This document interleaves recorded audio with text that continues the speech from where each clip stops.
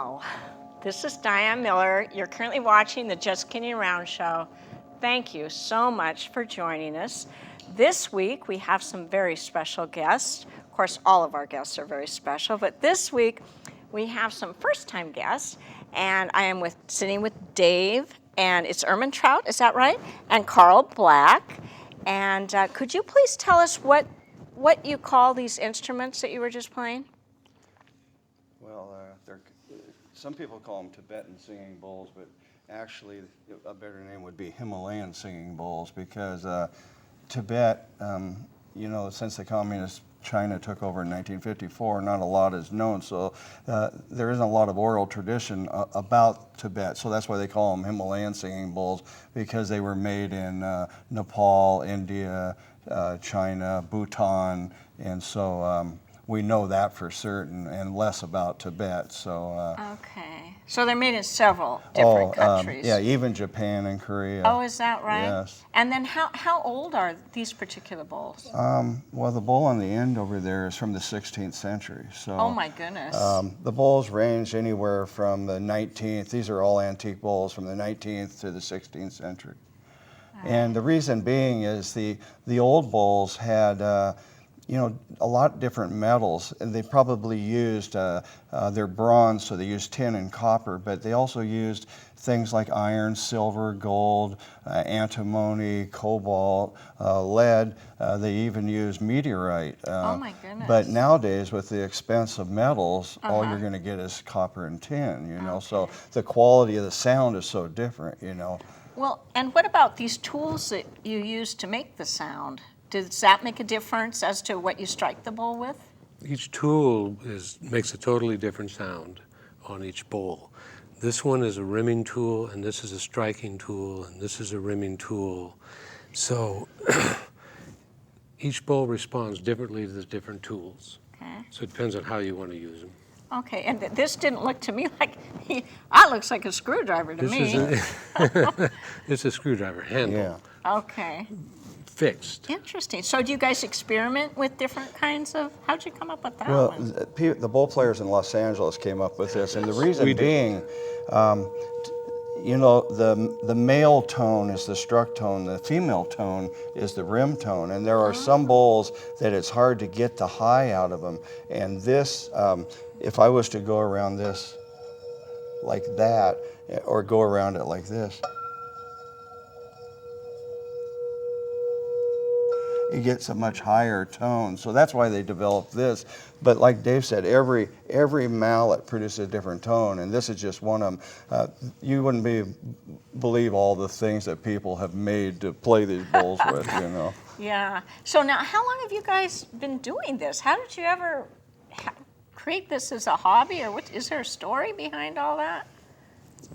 Well, I'll start off, because it all kind of started with me buying a set of chakra crystal bowls 12 years ago. 12 years ago. 12 years ago. And I played at a wake. Myself and a couple people played at a wake that Carl was at. It was at his place. And he was so struck by the sound of the bowls that he went out and bought basically a Tibetan bowl.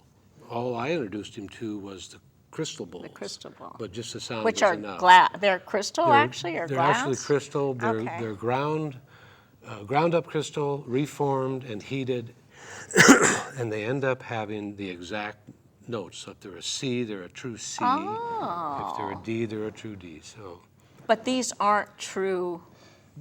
These can be. Okay. Yeah. But they're so, building one of these, they don't know what note it's going to be when they start to build it. So whatever they get at the end is what they have. So. And there are people who have built sets of these, but they have to look through thousands of bowls and test each one with a piano and a guitar tuner to find those ones that are concert pitch. So it's like a needle in a haystack. But when you hear a concert set, how harmonious, it's incredible.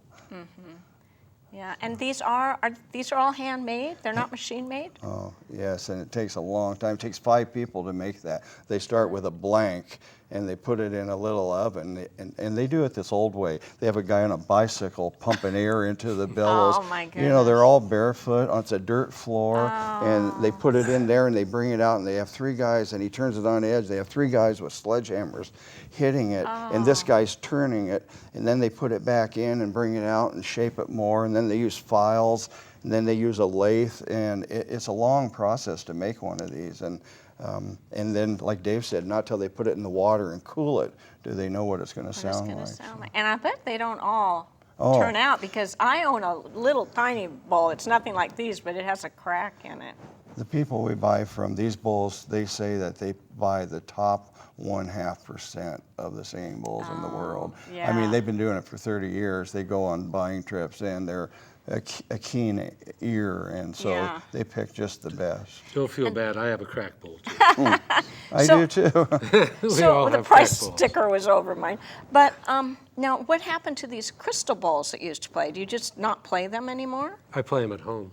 So you Just for still myself. own them? I still What's the play. difference between, you said that they have pure, they go more with the chakra sounds or something? than these, the or- chakras are all given notes.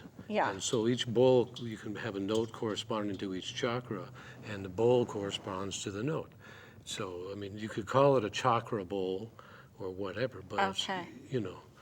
Yeah, and I find that I know that there's probably a lot of disagreement with this, but sometimes these bowls are associated with a certain religion, but that is not true, is it?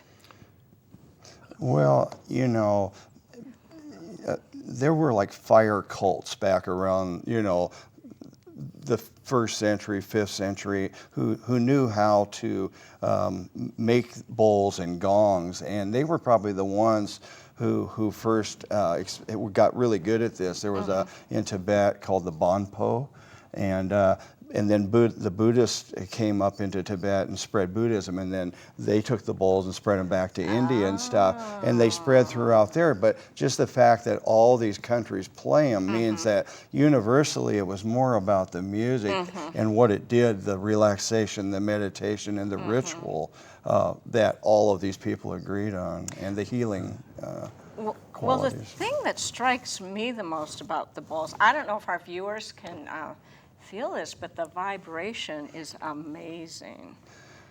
You know? I think you can feel the vibration even through a CD.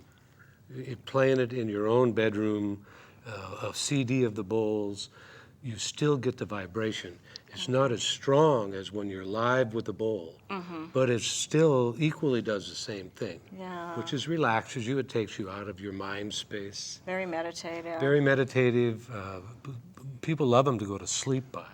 Are you guys going to give us a little concert? I was just We gonna, will.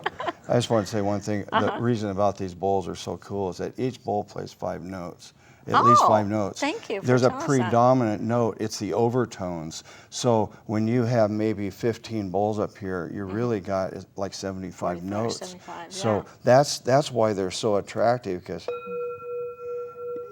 you hear this whoa. There's lots of stuff, and then you start playing them together, and you hit a guitar and you hear 1 note. Here you're hearing 5, and then all of a sudden 10, 15, and it's just incredible, Yeah. the beauty.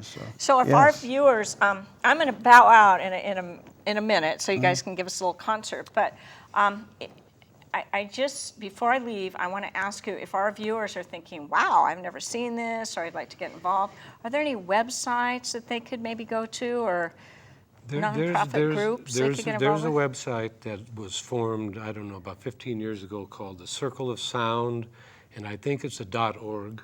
Okay. And they gather in groups and play all the way around the world sets of crystal bowls. Oh my goodness. And it gives people an opportunity. I would imagine people are playing here locally also, is what I think. So, the Wow. circleofsound.org.